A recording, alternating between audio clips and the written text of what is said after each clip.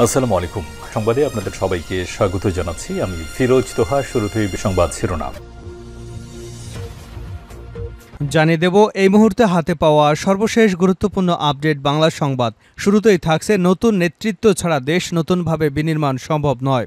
রাষ্ট্র সংস্কারে আইনজীবীদের ভূমিকার শীর্ষক আলোচনা সভার আয়োজন করে বাংলাদেশ আইনজীবী অধিকার পরিষদ।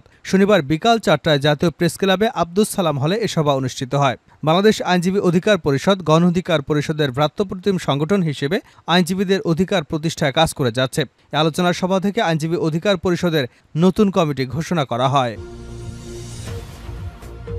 এবারে জানাবো গণঅভ্যুত্থানের চেতনা যাতে কোনোভাবে হাইজ্যাক না হয়ে যায় তার জন্য দেশবাসীকে সচেতন থাকার আহ্বান জানিয়েছে বাংলাদেশ কমিউনিস্ট পার্টি।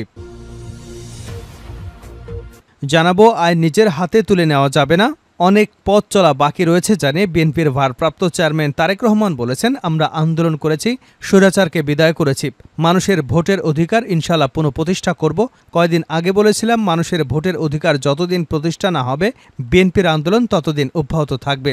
শুধু সংগ্রাম আন্দোলন নয়, মানুষের অর্থনৈতিক মুক্তির সংগ্রামেও আমাদের সফল হতে হবে। এজন্য ধৈর্য ধারণ করতে হবে, আইন নিজের হাতে তুলে নিলে চলবে না। আমাদের সবাইকে ঐক্যবদ্ধ থাকতে হবে, তবেই আমরা বাংলাদেশের মানুষের প্রত্যাশা পূরণে সক্ষম হব। জনগণ আপনাদের দিকে তাকিয়ে আছে। এবারে থাকছে জামায়াত ক্ষমতায় গেলে বেকারদের ১০ লাখ টাকা করে ঋণ দেবে। জামায়াত ইসলামের নায়েবে আমির ও সাবেক সংসদ সদস্য ডক্টর সৈয়দ আবদুল্লাহ মোহাম্মদ তাহের বলেছেন, আমরা রাষ্ট্র ক্ষমতায় গেলে দেশে বেকারত্ব দূরীকরণের লক্ষ্যে যুব সমাজকে ব্যবসায় উদ্বুদ্ধ করতে ১০ লাখ টাকা পর্যন্ত বিনা জামানতে ঋণ দেওয়ার ব্যবস্থা করব। জানিয়ে দেব বাংলাদেশের ইলিশ পাঠানোর ঘোষণায় পশ্চিমবঙ্গে খুশির জোয়ার। সব হতাশা দূর করে দুর্গাপুজোর আগেই পশ্চিমবঙ্গে বাঙালিদের পাতে পৌঁছতে চলেছে পদ্মার রূপালী ইলিশ। কারণ দীর্ঘদিন না বলার পরেও অবশেষে ভারতে ইলিশ রপ্তানির অনুমোদন দিয়েছে বাংলাদেশের অন্তর্বর্তীকালীন সরকার। এবারে দুর্গাপুজো উপলক্ষে ভারতে ৩,০০০ টন ইলিশ রপ্তানির অনুমতি দিয়েছে বাংলাদেশ। এবং সর্বশেষ জানাবো আন্তর্জাতিক সংবাদ। বৈরুতে ইসরায়েলি হামলার পর খুবই উদ্বিগ্ন জাতিসংঘ।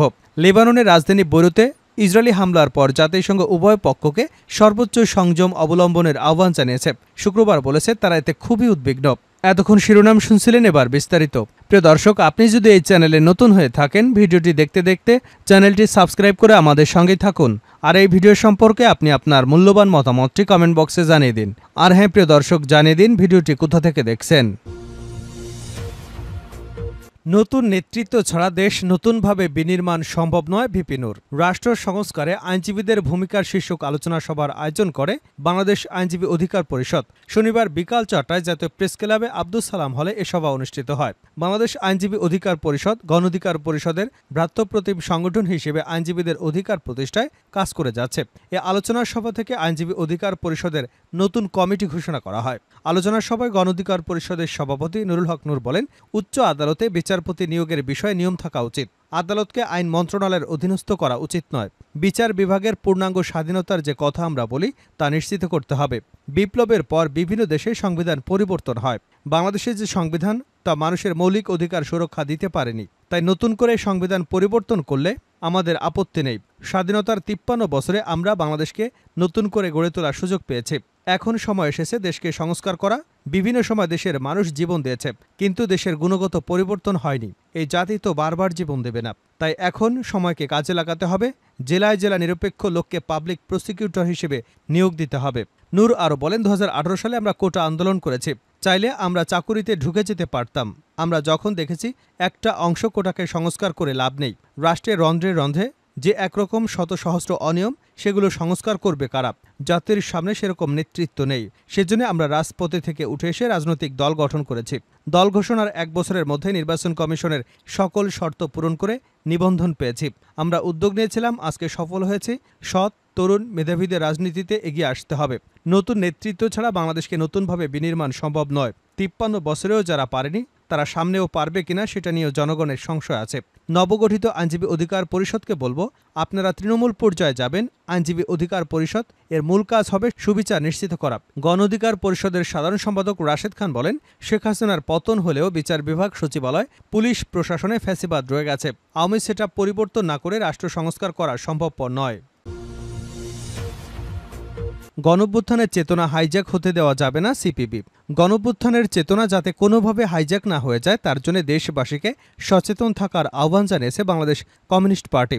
শনিবার বিকাল 4টায় জুলাই অগাস্ট গণহত্যার বিচার, জনজীবনের শান্তি ফিরিয়ে আনা, সংস্কারের রোডম্যাপ ঘোষণা, পাচারের টাকা ফেরত, খেলাপি ঋণ আদায়, ধর্মীয় ও জাতিগত সংখ্যালঘু, মুক্তিযুদ্ধের ইতিহাস ঐতিহ্য, মন্দির মাজার, নারীর উপর হামলাকারীদের দৃষ্টান্তমূলক শাস্তি, সীমান্ত হত্যাকাণ্ড বন্ধ, পাহাড়ি হামলা বন্ধের দাবিতে জাতীয় প্রেস ক্লাবের সামনে অনুষ্ঠিত সমাবেশে নেতারা এসব কথা বলেন। নেতারা বলেন, জুলাই অগাস্টের গণঅভ্যুত্থানের চেতনায় স্বৈরাচারী ব্যবস্থার অবসান এবং শোষণমুক্ত বাংলাদেশ গড়ার সংগ্রামে দেশবাসীকে এগিয়ে আসতে হবে।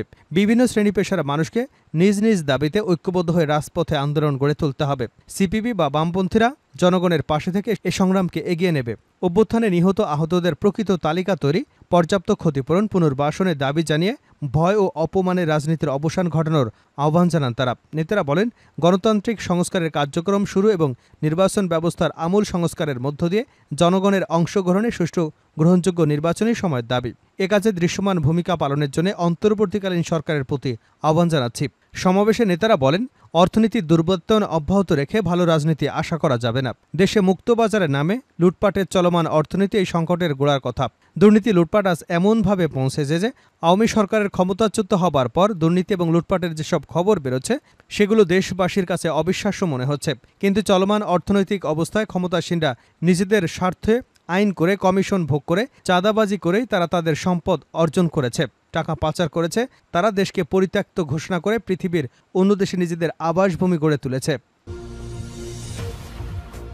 আইন নিজের হাতে তুলে নেওয়া যাবে না তারেক রহমান। অনেক পথ চলা বাকি রয়েছে জানিয়ে বিএনপির ভারপ্রাপ্ত চেয়ারম্যান তারেক রহমান বলেছেন, আমরা আন্দোলন করেছি, স্বৈরাচারকে বিদায় করেছি, মানুষের ভোটের অধিকার ইনশাল্লাহ পুনঃপ্রতিষ্ঠা করব। কয়েকদিন আগে বলেছিলাম, মানুষের ভোটের অধিকার যতদিন প্রতিষ্ঠা না হবে বিএনপির আন্দোলন ততদিন অব্যাহত থাকবে। শুধু আন্দোলন সংগ্রাম নয়, মানুষের অর্থনৈতিক মুক্তির সংগ্রামও আমাদের সফল হতে হবে। এজন্য ধৈর্য ধরতে হবে আমাদের। আইন নিজের হাতে তুলে নেওয়া যাবে না, আমাদের ঐক্যবদ্ধ থাকতে হবে। তবেই আমরা আমাদের মানুষের প্রত্যাশা পূরণে সক্ষম হব। জনগণ আমাদের দিকে তাকিয়ে আছে। শনিবার বিকেলে সিরাজগঞ্জের এনায়েতপুরে ইসলামিয়া উচ্চ বিদ্যালয় মাঠে বৈষম্যবিরোধী আন্দোলনে শহীদদের স্মরণে আয়োজিত ঐতিহাসিক স্মরণসভায় প্রধান অতিথির বক্তব্যে ভার্চুয়ালি যুক্ত হয়ে তিনি এসব কথা বলেন। তিনি বলেন, এই মানুষগুলো আন্দোলনে নিহত, আত্মত্যাগ সেদিনই সফল হবে যেদিন আমরা মানুষের রাজনৈতিক অধিকার পুনঃপ্রতিষ্ঠার পাশাপাশি বাংলাদেশের মানুষের অর্থনৈতিক মুক্তি অর্জন করতে সক্ষম হব। তারেক রহমান আরও বলেন, একটি রাজনৈতিক দল হিসেবে আমরা বিশ্বাস করি, যখন দেশে জনগণের সামনে একটি জবাবদিহিমূলক একটি ব্যবস্থা থাকবে তখন যারাই সরকার পরিচালনা করবে তারা জনগণের কথা চিন্তা করবে। সে কারণে জনগণের কাছে জবাবদিহিমূলক সরকার প্রতিষ্ঠা করাই হচ্ছে আমাদের মূল লক্ষ্য। সেজন্য এত ত্যাগ, এত তিতিক্ষা, এত সংগ্রাম, আন্দোলন। জামায়াত ক্ষমতায় গেলে বেকারদের 10 লাখ টাকা করে ঋণ দেবে। বাংলাদেশ জামায়াতে ইসলামের নায়েবে আমির ও সাবেক সংসদ সদস্য ডক্টর সৈয়দ মোহাম্মদ আবদুল্লাহ তাহের বলেছেন, আমরা রাষ্ট্র ক্ষমতায় গেলে দেশের বেকারত্ব দূরীকরণের লক্ষ্যে যুব সমাজকে ব্যবসায় উদ্বুদ্ধ করতে 10 লাখ টাকা পর্যন্ত বিনা জামানতে ঋণ দেবার ব্যবস্থা করব। শনিবার বিকেলে বাংলাদেশ জামায়াতে ইসলামী ঢাকা মহানগরী দক্ষিণের উদ্যোগে রাজধানীর রমনায় ইঞ্জিনিয়ার্স ইনস্টিটিউশন মিলনায়তনে ব্যবসায়ী সমাবেশে প্রধান অতিথির বক্তব্যে তিনি এসব কথা বলেন। দেশের অর্থনীতিকে মজবুত করতে জামায়াতে ইসলামী এদেশে সুদমুক্ত ইসলামী ব্যাংকিং ব্যবস্থা প্রতিষ্ঠা করে। দেশসেরা ইসলামী ব্যাংক অল্প দিনেই এশিয়ার সেরা ব্যাংক হিসেবে মর্যাদা লাভ করে, কিন্তু আওয়ামী লীগ সেই ইসলামী ব্যাংককে ধ্বংস করে দিয়েছে।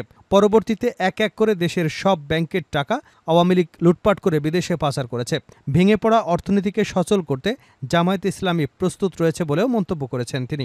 ডক্টর তাহের আরও বলেন, আমাদের মানুষের জন্য ছাত্র জনতার বিপ্লবের মধ্য দিয়ে একটি চমৎকার সুযোগ সৃষ্টি হয়েছে। এই সুযোগকে কাজে লাগাতে হবে।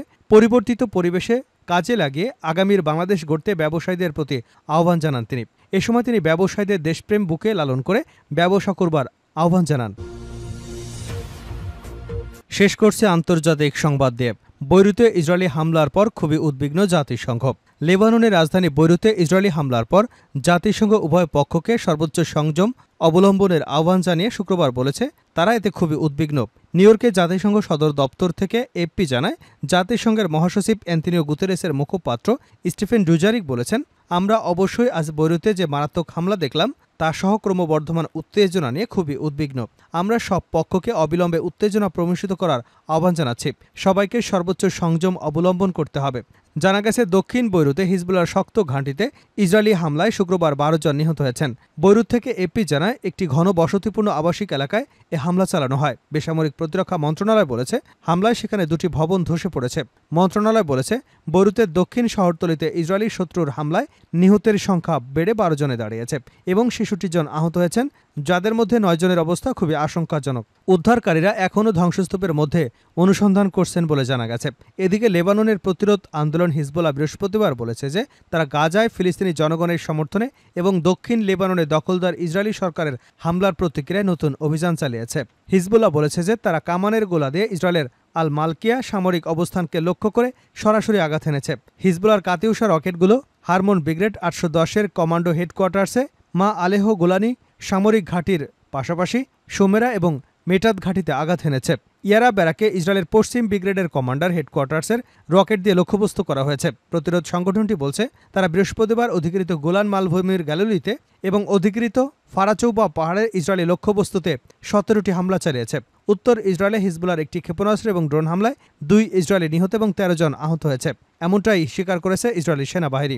লেবাননের ইসরায়েল তার বিমান হামলায় হিজবুল্লাহর কয়েক ডজন রকেট লঞ্চার প্যাডসহ অন্যান্য অবকাঠামোতে আঘাত হানবার দাবি করবার পরে নতুন করে এমন অভিযান শুরু হলো। লেবানন জুড়ে ইসরায়েলি সন্ত্রাসী হামলায় অন্তত 30 জন নিহত এবং 3000-এরও বেশি মানুষ আহত হবার পর হিজবুল্লাহ এবং ইসরায়েলের মধ্যে উত্তেজনা বৃদ্ধি পাচ্ছে। অবশ্য গাজার উপর ইসরায়েল স্থল আগ্রাসন শুরু করবার পর থেকে লেবাননের হিজবুল্লাহ যোদ্ধারা নিয়মিতভাবে ইসরায়েলের ভেতরে হামলা চালিয়ে আসছে। তারা প্রতিশ্রুতি ব্যক্ত করেছে ইসরায়েল আগ্রাসন বন্ধ না করা পর্যন্ত হিজবুল্লাহ তাদের হামলা অব্যাহত রাখবে।